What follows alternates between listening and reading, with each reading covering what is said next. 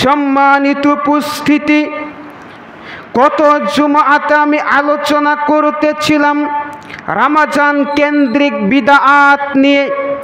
সময়ের সাপেক্ষে ফুল কথাগুলো আমি বলতে পারি নাই। বলছিলাম বিদআত ইবলিসের নিকট অনেক প্রিয়, বিদআত শয়তানের নিকট একটা প্রিয় পাপ, পছন্দনীয় পাপ।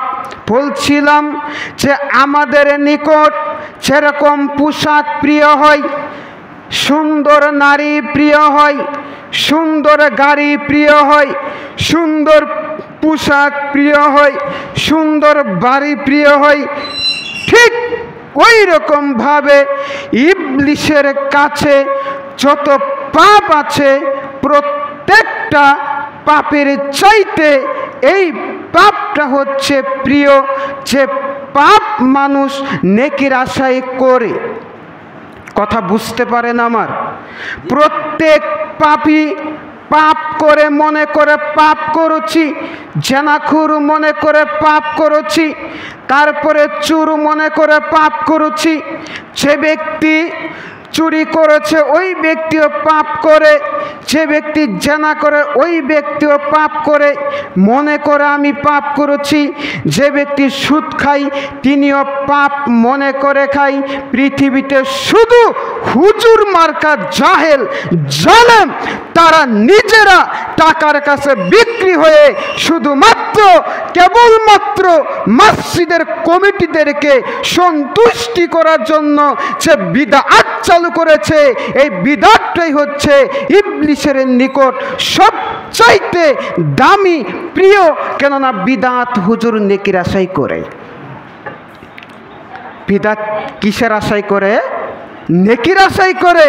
বিদআত যে করেছে সে বলছে কি, আরে সাহারি শুন ডাক দিচ্ছি, মানুষকে তো উপকারই করেছি, অমুক মারা গেছে বলে দিচ্ছি, মানুষকে তো উপকারই করেছে। আরে বেটা, তোর উপকার চলবে না, রাসূল যা বলেছে তাই করতে হবে।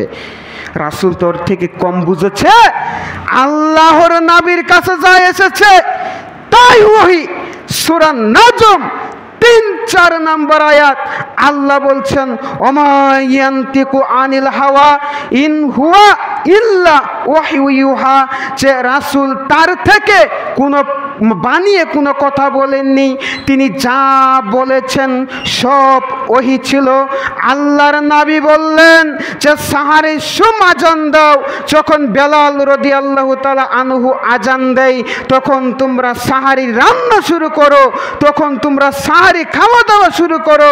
আর যখন অন্ধ সাহাবী আব্দুল্লাহ ইবনে উম্মে মাকতুম রাদিয়াল্লাহু তাআলা আনহু যখন আজান দেয় তখন তোমরা খানার কাজ শুরু করো। আর হুজুর বলছে মানুষকে উপকার করেছি, যে কারণে হুজুর ডাকাডাকি করেছে, আর মাত্র 5 মিনিট সময় বাকি রয়েছে, খানা দানা বন্ধ করেন। এখন আপনাকে বলবো, আল্লাহর নবী সাল্লাল্লাহু আলাইহি ওয়াসাল্লাম বলেছেন, কেউ খানা খাচ্ছে এমন অবস্থায় যদি আজান দিয়ে যায়, মানে আজান দিয়ে দিয়েছে, সে যেন খানার পাত্রটা পরিপূর্ণ না করে না রেখে দেয়, সেজন্য খানাটা না রেখে দেয়, সেজন্য খায়, যখন পরিপূর্ণ হবে তখন যেন সে রেখে দেয়। কিন্তু যখন ওই হুজুর ডাকাটাকি করেছে তখন অনেক অসংখ্য ব্যক্তি কেবল খেতে বসেছে, এই ডাক শুনে না খেয়ে সিয়াম রেখেছে। অথচ আল্লাহর নবী বলেছেন, তোমরা সাহারি খাও, সাহারির ভিতরে বরকত রয়েছে, তোমরা সাহারি করো, সাহারির ভিতরে বরকত রয়েছে। এই জালেম মার্কা, এই বিদআত মার্কা আলেমের জন্য অসংখ্য অসংখ্য মানুষ এই সাহারি না খেয়ে সিয়াম রয়েছে বিদআতের জন্য। সম্মানিত উপস্থিতি, সংক্ষিপ্তভাবে আমি আপনাকে বলতে চাচ্ছিলাম যে বিদআত থেকে বিরত থাকতে হবে। পৃথিবীতে এমন দুটি পাপ, একটি হলো শিরক, আরেকটি হলো বিদআত। যে পাপ দুটির নিজস্ব ক্ষমতা রয়েছে। শিরক মানে আপনার অতীতের সব আমলকে বাতিল করে দিবে। বিদআত মানে আপনার আমলকে কবুল হতে দিবে না। এটা আপনাকে বোঝাতে চাচ্ছিলাম।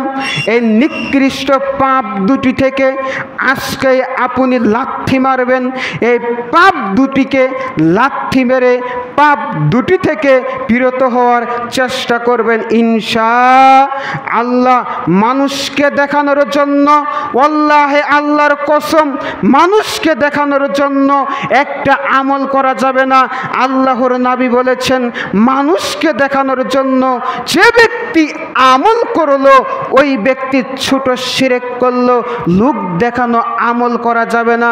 মানুষ ভালো বলবে, মসজিদের কমিটি ভালো বলবে, মসজিদের সভাপতি ভালো বলবে, মসজিদের ক্যাশিয়ার ভালো বলবে, অমক ভালো বলবে, অমক নেতা ভালো বলবে, তাই একটু ডাকি। এই চেষ্টা বন্ধ করতে হবে চিরদিনের জন্য। মসজিদ একজনের কথা দিয়ে চলবে, একজনের নীতিতে চলবে। প্রথম কার কথা দিয়ে চলবে? আল্লাহর কথা দিয়ে চলবে। নীতি কারটা চলবে? রাসূলেরটা চলবে। হুজুরের বিরুদ্ধে গেলেও চলবে, সভাপতির বিরুদ্ধে গেলেও চলবে, সমাজের বিরুদ্ধে গেলেও চলবে, মসজিদের মুসল্লির বিরুদ্ধে গেলেও এই নীতি চলবে। যে নীতি দিয়ে সাহাবীরা চলেছেন, যে নীতি দিয়ে তাহাবীরা চলেছেন, যে নীতি দিয়ে বড় বড় সাহাবীরা চলেছেন, যে নীতি দিয়ে আবু বকর চলেছেন, যে নীতি দিয়ে উমর চলেছেন, ঠিক ওই নীতি চালু করতে হবে। আল্লাহ তৌফিক দান করুন, আমিন। সম্মানিত উপস্থিতি, আরেকটি রমজান মাসে নিকৃষ্ট বেহায়া কাজ চলে। হোটেলগুলোতে দেখবেন পর্দা টাঙ্গানো থাকে, ঠিক কিনা? থাকে কি থাকে না? কথা বলেন, আপনারা কি কথা বলতে পারেন না? থাকে কি থাকে না? থাকে।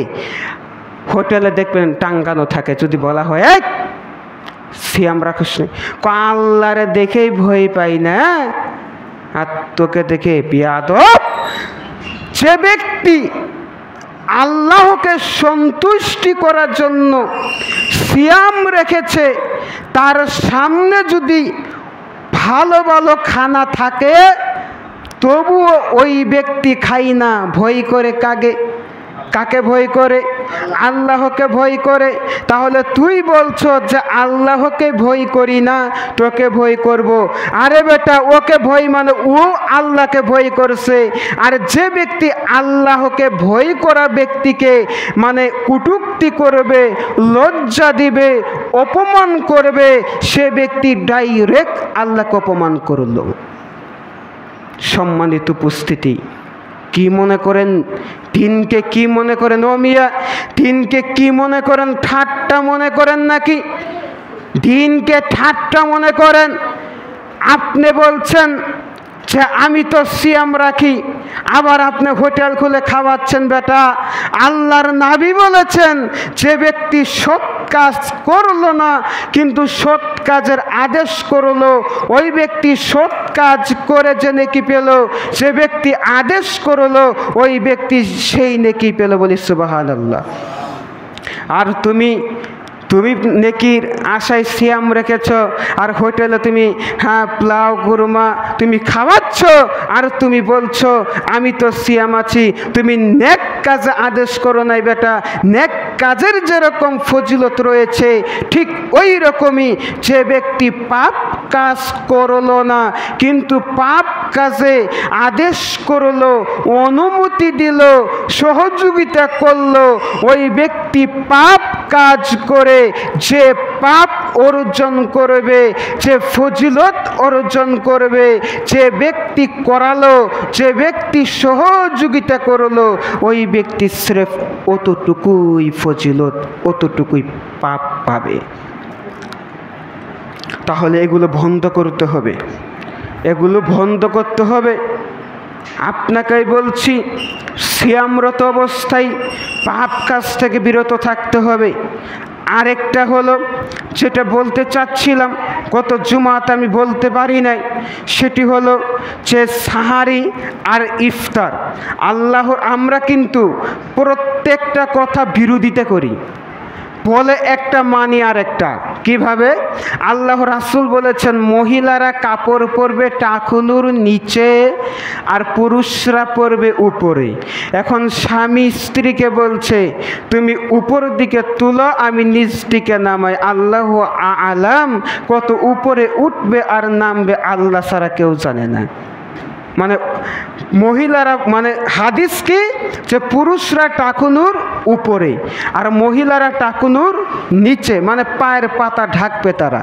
কিন্তু এখন পুরুষরাই পর্দা করে, মহিলারাই জিন্স প্যান্ট পরে, ঠিক কিনা? সম্মানিত উপস্থিতি, আমরা এইভাবে প্রত্যেকটা কাজে আমরা রাসূল যা বলেছেন তার বিপরীত করি। কিভাবে?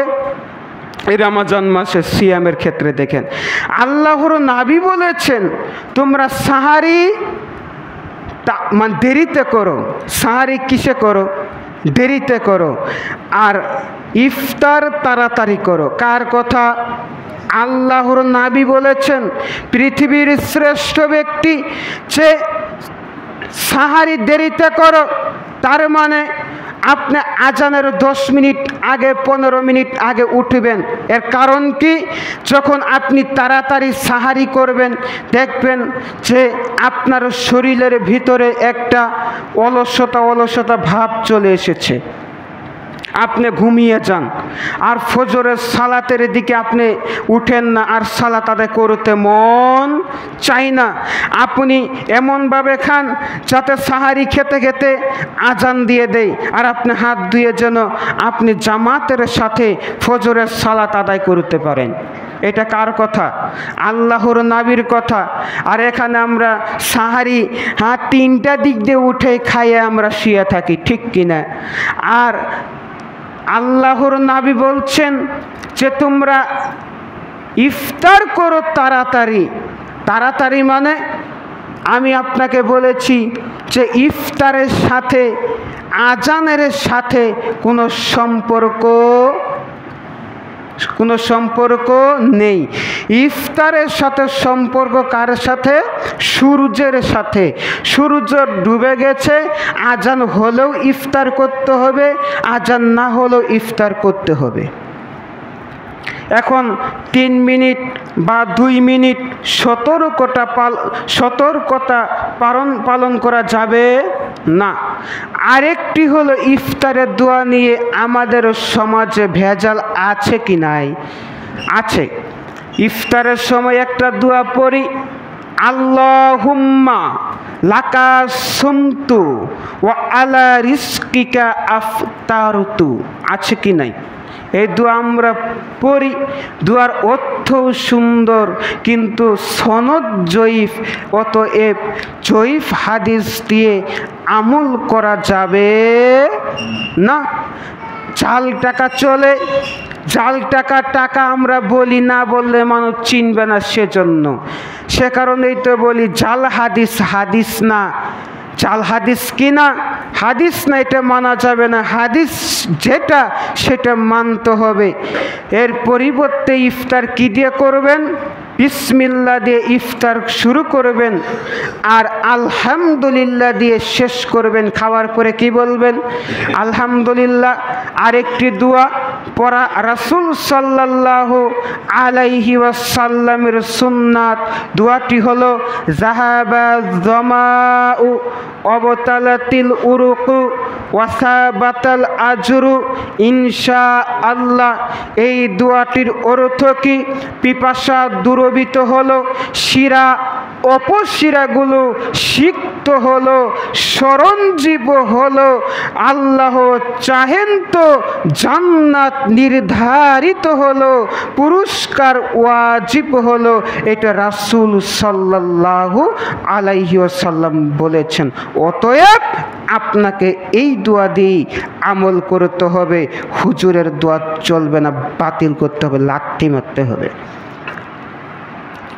সম্মানিত উপস্থিতি, তাহলে আমরা বিদআত থেকে বিরত থাকবো বিদআত থেকে বিরত থাকবো আর শয়তানকে ঠকানোর চেষ্টা করব। আমরা একটা হাদিস জানি যে রমজানের প্রথম রাত্রিতে আল্লাহ শয়তান আবদ্ধ করে, শয়তানকে কি শিকল বাঁধে, এটা ঠিক। তবে প্রিন্সিপাল শয়তান আর হেডমাস্টার আর সুপার, মানে বড় বড় যে শয়তানগুলো আছে তাদেরকে বলে তোমরা কি টিফিন, তোমাদের বিরতিতে হলো, তোমরা এখন একটু জোরাও আরাম করো আর ছাত্র করে বের করে দাও। ছাত্ররা তো ওয়াকাম কম করে না, হ্যাঁ, ওই ছাত্ররা সারা আছে, ছোটো ছোটো শয়তান সারা আছে। যদি প্রত্যেকটা শয়তানই বাধা থাকতো তাহলে প্রত্যেক দিন নামাজে 5 ওয়াক্ত নামাজে মুসল্লি হতো, পাপ কাজ করতো।